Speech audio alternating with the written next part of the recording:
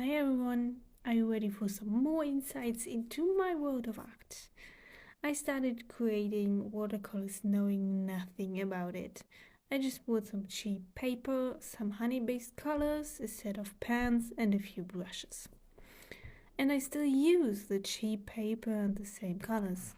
Sometimes I add a few other brands to my collection, but I'm always coming back to the honey-based ones.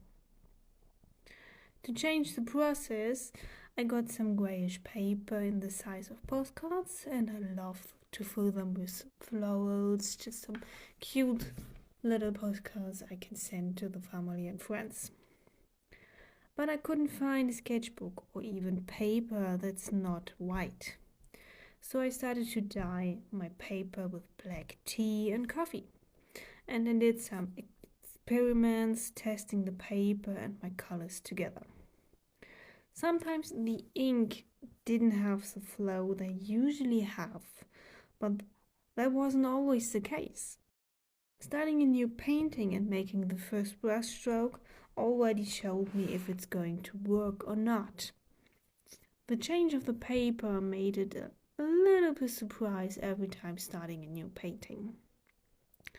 In this case, the texture of the paper hasn't changed, and the used colors are easily merging together. The idea behind this artwork is to create a slightly dark background and then using a white pen for the contrast. The background is a mix of brown and dark red colors, starting with the dark colors mixed of blue and red. It's a similar process. I create a landscape painting, starting on one edge, moving to the other one. Usually I start on the top with the sky, but here's no sky. This part of the process is the most meditative one and the one I don't structure at all. Sometimes I create a few of them in a row, but finish them weeks or months later because I don't want to ruin the base, even though creating the base isn't that complicated. But I just don't want to waste paper, color or water. If a painting I think is ugly or not the best work I've ever done gets a second life. I might use the wrong side of the paper to paint. I sketch on the painting or making business cards or just take them as a learned lesson or as inspiration. The second part of the painting needs more thoughts about the layout, the topic and the amount of elements I want to place onto the paper. For some more complex backgrounds, I like to sketch the idea before I start the real painting.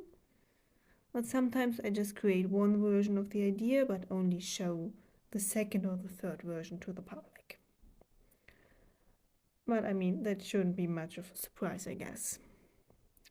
For this beautiful artwork I chose to go with the floral topic. One of my first mixed media artworks was a much simpler way of this floral design. I mainly created the same flower all over the paper without any differences.